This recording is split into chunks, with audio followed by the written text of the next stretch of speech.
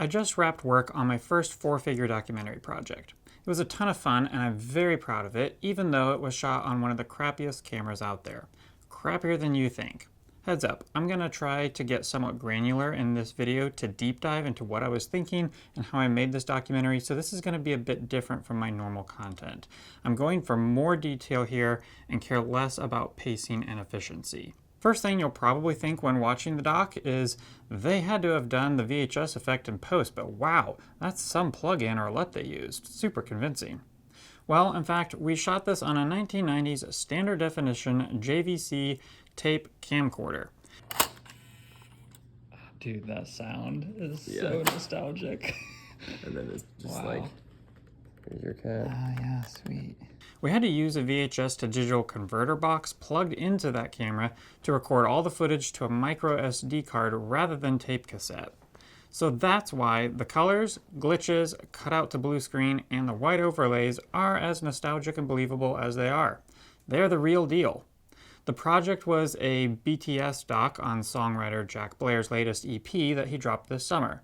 He wanted a companion documentary to the EP that introduced people to who he is as a person and an artist, while also giving them a taste for each song in the EP and why he wrote it. Of big importance to him was communicating that he, as an artist, is more like the guy down the street from you who is relatable rather than some sort of demigod celebrity songwriter.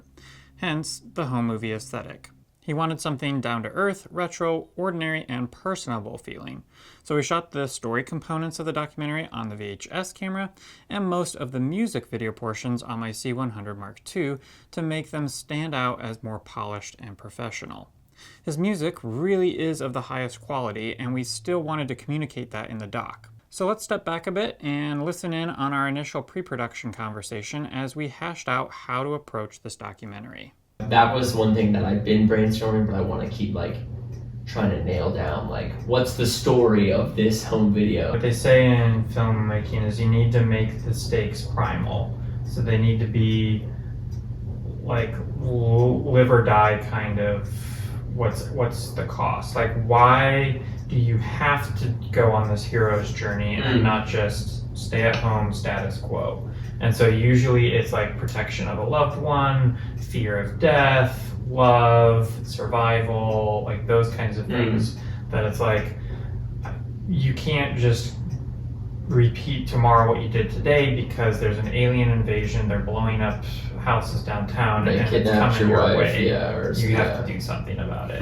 So like this, the question that you just asked in the middle of describing this, I would say is a primal stake. Can I make this into a career or is it going to flop? In this dream of this career's life is on the line. Is it going to live through this? Can I protect this? Can I get it going, or is it going to get killed? Yeah, which is obviously a dramatization of the reality, which is perfect. But by the end, it almost like puts it in the lap of the audience of you get to decide whether this dream which is interesting lives or not. Like, are you gonna go follow Jack on Spotify? Not that we do a call to action of hey, enough, all gonna. But it would organically. In essence, if someone who would finish 40 minutes, they're so interested, they're so invested in the story, they're going to follow. They're gonna look you up on Spotify. What has this artist done? And then they're gonna be searching, like trying to find more YouTube videos, find your website or whatever. Like, has he made? I saw this was released a year ago. What's he doing now? Is he in? Did he release an album? Like, they're gonna have so many questions. We took the 6 songs in the EP, rearranged their order to better fit the arcing of the story of the documentary, and then went through song by song writing down how he came to write the song, one aspect of Jack that would be good to help the audience get to know him, and what the core idea or emotion of each song was. So like here, hold on. In Call Me When I'm Dead, I have written that he had to write a love song or Jasmine, his wife, would have a fit. The story of the song is it's a fun, lighthearted filler to kind of the whole EP and our doc. Jack's story is he's the kid next door, making music is fun, things like that. I Need to See Your Face. This one, the song story is failure. It's written very much almost very autobiographical. Not everything, every lyric in the song is autobiography, but most of the song is very autobiographical. We have Jack and his story, honesty, approachability, vulnerability, random guy going through life and turns it into art. It's the crashing point, the failure, things like that. So again, we went through all of the songs and just identified those key elements to each song. That's about as far as we got in pre-production. I would have preferred to have really planned this thing out more in structuring film shoots, knowing the exact content we were going to capture and where in the edit each shot and that line of dialogue was going to go. But the best I could do was go into production with this framework and craft the story in the edit. Now that's risky. The thing is, I had enough song by song, or effectively scene by scene, to know the place in the film each shoot would have and a basic understanding of the aspect of Jack that I needed at that moment, and I could handle spontaneous shoots with some sense of direction. We did a couple of one-on-one sessions as well, masking his normal documentary interviews in everyday contexts, like having him drive around in a car or walking the streets of his neighborhood to feel more true to life rather than a sit-down formal interview.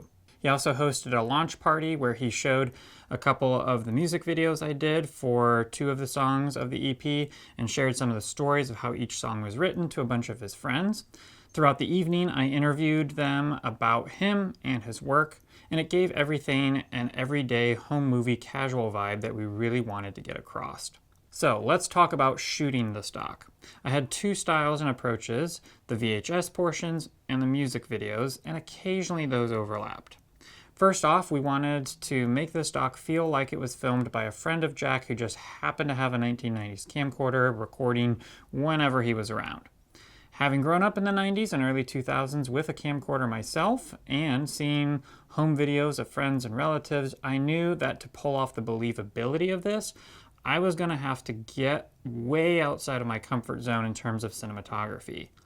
I shot the VHS stuff completely handheld. The only non-handheld VHS stuff was Jack's self-tapes, mostly from my belly or shoulder height, intentionally at angles off kilter rather than even with the horizon. Left the camera rolling while running to get a different angle, zooming in and out at key moments, largely ignoring my lighting, though the flares off the backlighting were crazy on this thing. And all in all, tried to acknowledge what I knew about lighting and camera and composition, while also pretending I knew nothing about it and just happened to have a rolling camera plopped in my hand. All audio in the entire dock is camera audio, scratch audio. I never used a lav or a shotgun mic, only straight from the camera. That added to the home movie aesthetic as well. Of course, the polished music video sections use the master tracks from the EP, but otherwise it's camera scratch audio. With that in mind, I did try to shoot most of the interviews away or having the camera pointed away from sound or other people because I knew it would be hard to isolate dialogue. I chose good-looking locations for the watch party interviews with decent available lighting while also trying to make them look completely spontaneous. So that was all the VHS stuff. Then I also had the music video portions. I think it really works with the VHS to the produced things. Yeah. I don't know if I would have thought of that in this way, but I think it's great. Especially with the sound design. Like yeah, exactly. This and then lo-fi. Yeah. That's great. It's flowing really well. So for these, I did want a more professional look, but I also wanted each song to be separate and unique. For Freaking Out, Jack wanted to use small snippets all mashed together for an Instagram reel. So I shot the whole thing vertically to get the most out of my camera's sensor, especially since it's a C100 Mark II, which is an 8-bit HD-only camera. There's no point in shooting horizontally and cropping in or letterboxing out the sides, and the room was tiny enough it just made sense to film entirely vertically. Now, though he needed the footage vertical, I would need it horizontal for the dock. So what I did in the edit is to play to the beats of the song and the snippets of all the versions that we shot and put them side by side. We filmed it after we had done something similarly for Call Me When I'm Dead, so I had the style of edit already in my mind, and because of that, I had some ideas for how I could get the 3 frames to interact with each other, and had Jack do some pacing back and forth in different outfits to show him going from one frame to the next, with time passing when all 3 are put up together. For the lighting, we were shooting early evening, and so I knew my window lighting was likely going to change. I wanted to control it and make it look like night, so I popped my strongest light, my Aputure 300C, outside the window, set at 5600 Kelvin to simulate daylight. I may have made it a little bit cooler, I can't remember.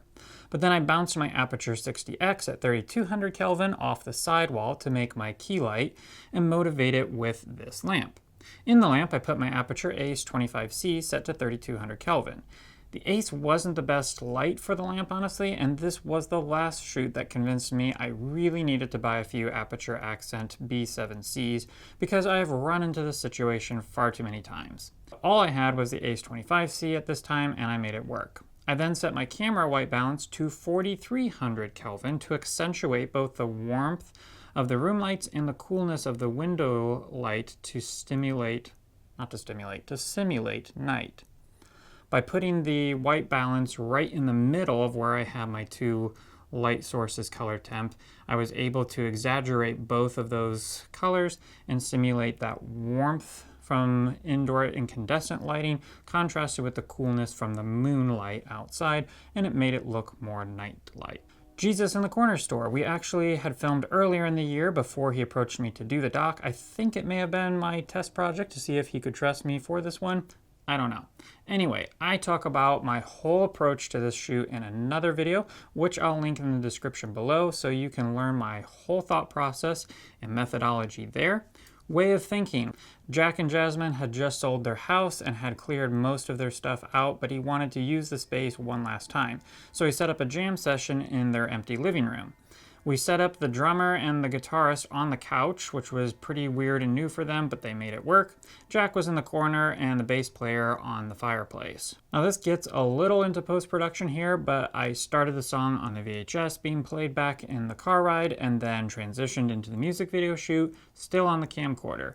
I then went from that into the C100, but letterboxed into 4x3, and then from there into various split screens, either traditional side-by-side or a nice 3-way layout of A-roll and supporting B-roll that I come up with on my edit of my short doc, The Anarchist Tool Chest, that I've really grown to love.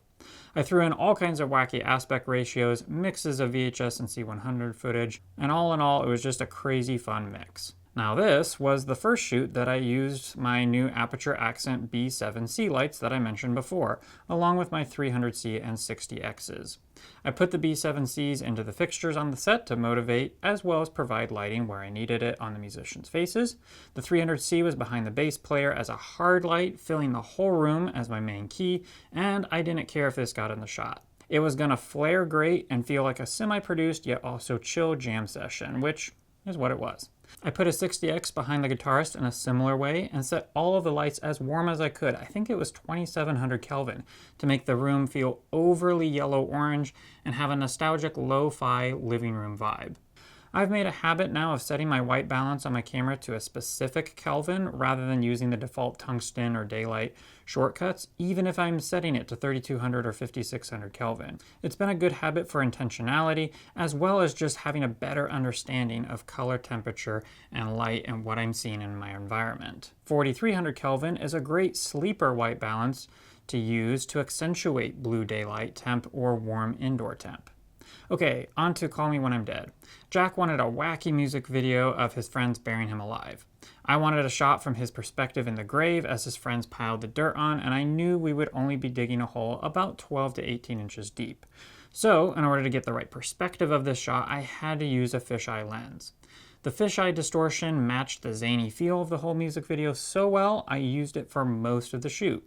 It's crazy how wide a fisheye can get.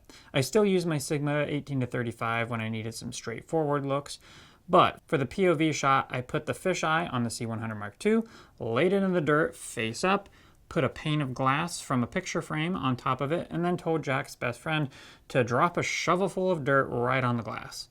He was a bit nervous about it, but I knew the camera and lens would be okay, and it was perfect. Oh, that looks so good. I Need to See Your Face and Lighter we shot acoustically, and Lighter we also did in the living room set with Way of Thinking. I have a whole video on how I shot these, which I will also link in the description below, rather than cover here, but this is where I fell in love with hard blasting backlight and vintage lens comboing, and see myself doing more of this in the future. These two songs were really built into the edit too, so let's get into post-production, because this is where most of the work was done and where the vision actually came alive. I started editing as soon as we started filming and built the doc scene by scene, song by song. It was super helpful to break it down into songs and know what place in the doc each song had. I would edit each scene kind of its own microcosm or a short video, and could do this out of order or as we filmed, and then drop stuff in without needing to know the full content of all we would end up capturing. I also stashed potential usable quotes and B-roll at the end of my timeline to put into any section where it might fit as I was editing. The hardest part, and honestly still the weakest part, was the beginning. How do I hook an audience immediately, put a question in their mind that makes them want to keep watching, introduce Jack as the guy down the street, validate the VHS recording technique, and set up this whole EP project? It honestly took me a while to land on what I did. Originally, we planned to open the doc with the VHS camera coming on and hearing me say, "Oh, cool, it's working," and then Jack getting a phone call, Jasmine handing the phone to me running down to the basement to hand it to him as he's in the middle of composing a song. That would introduce and validate the VHS camera, introduce Jack, show him as a songwriter / composer, but it just wasn't interesting enough. While editing another section of the doc, I was scrubbing through the B-roll footage for something, and it hit me that opening with instruments tuning is a great place to start. Orchestras always open with tuning, so it's an established convention for the beginning of something musical. You hear out-of-context background conversation going on and see a lot of prep happening, so you kind of want to know what's being prepared. I flashed Jack's face up there early to see him, and because this is all behind the scenes, the VHS aesthetic accentuates the raw BTS vibe. You feel like a hidden observer to something big going on. I immediately cut to Jack popping out, saying hello at a totally different location, different scene, to introduce him to the audience. I used the neighborhood walk interview right away to make him feel like the guy down the street, and started in on the setup for this whole EP here as we learn that Jack is a singer-songwriter. Throw in a missing rabbit non sequitur to give Jack the fun, down-to-earth, wacky guy that he is, and then we start in on the first song from his phone, transitioned into a produced music video. If the audience can watch up to this point, I feel like they are sucked in and will get carried away with the rest of the story, but it's definitely the riskiest or weakest part of the doc. I then go song by song, generally beginning with a segment about Jack as a person to develop him and have the audience get to know him, who he is, then intro the purpose or the story behind the song and why it was written, then move into the song itself to give you a taste of what the EP is like, and then close out that section with a wrap-up about something I brought up earlier that gives that section closure, but transitions to a new bit about Jack and starts the loop over. I didn't want Jack talking himself up much at all because that's bad marketing. So I used his friends as the method of getting to know who he is as a normal, everyday, relatable person. And his wife, Jasmine, is a huge part of who Jack is, and she's also one of the funniest people you will meet. Jack always writes her a love song in any big music project he does, so it was important to bring her in for this reason as well. Adding humor early is a great way to hook and engage audiences, so I wanted to bring her in as early as possible. I'll let you enjoy that section without any spoilers, but it's one of the funniest parts of the doc. What a transition. Incredible. Oh, I forgot about this day. That's hilarious. Jesus in the Corner Store was initially a little tricky because the only music video we had shot was the acoustic version, which is both a different tempo and different instrumentation from what you will hear on the EP master. The vibe worked to go right into the music video, but I needed a smooth transition to get to the official track. Thankfully, the name of the EP, Running Blind, comes from a lyric of this particular song, so I went from the music video to the official photo shoot and used the live audio from that photo shoot to kind of mask the transition from acoustic to pop. As soon as the lyric, "Why are you running blind?" comes up, I cut away from the photo shoot live camera audio to the official photos and cut from one photo to another on beat with the music with a camera shutter sound effect. This was a really creative and understandable way not only to go from the slower acoustic track to the driving pop track, but also fit some of the EP's branding in. The next couple of beats develop Jack's personality through the eyes of his friends and also incorporate more humor. This is the fun and game section of the doc, to use a Blake Snyder reference. Coming off of that, I had to bring things crashing down. Jack has to slam up against some force of antagonism and fail, or he won't be relatable and audiences won't be rooting for him. This is also where Jack really stands out as an artist. Others will attest to the fact that he puts his life and heart right out there in his music. If he's singing it, chances are he's living it. It's what makes his music so relatable. I used this as a catalyst to put the whole EP into perspective by using the rewinding effect overlaid with his songwriting and matching with the lyrics of the music to powerfully communicate that all of Jack's life, who he is, what he's gone through, and what he is trying to achieve is expressed in his music. He turns life into art. Things get really real with his self-tape interview here. He just puts his heart right into your lap, and we sit there for a little bit. This is the powerful part of the doc and where we really, as an audience, identify with him, and now we want to cheer him on. I really wanted to capitalize on this emotion, so it's at this point that I use his friends to give voice to what I want the audience to now do. I want to motivate the audience to take action and help make Jack a successful artist by following him on Spotify, falling in love with his music, listening to him on repeat, even buying a t-shirt on his store. So I let his friends talk about wanting to see him succeed, finding his music super catchy, and describe what sets him apart from other singer-songwriters. I use his friends to put into words what I want the audience to feel. For the final song, I chose to do a montage over the song that involves lots of laughter and smiles to lift the mood of the piece and bring it to a happily ever after resolution. I really wanted to push Jack's likability here, so focusing on finding clips of him laughing and hugging people. I wrap it up with a mic-dropping statement from Jack of why he does what he does, how he sees life, and what he wants to call his listeners to in life. The job of an editor is to be a butcher. Whack away absolutely everything that isn't necessary. One of the best pieces of advice I've heard regarding editing is if sequence or clips A, B, C in your edit can work just as well as a C without B in the middle, then remove B. It's not going to do your audience any good. This doesn't mean that your edit has to be a frenetic pace all of the time. There is a section in here of Jack saying nothing, gathering his thoughts, and getting emotional. I need the audience to sit in the gravity of that with him and to sink in their spirits. Cutting out that quiet and just having his dialogue would have missed the emotion entirely. The missing rabbits part is a non sequitur, but it reveals a little bit of Jack's wacky humor that you'd miss if it was removed. But it can't go just anywhere because it's a non sequitur. There's a right time for it. It's the fine-tune adjustments with pacing that are what really takes the doc to the next level.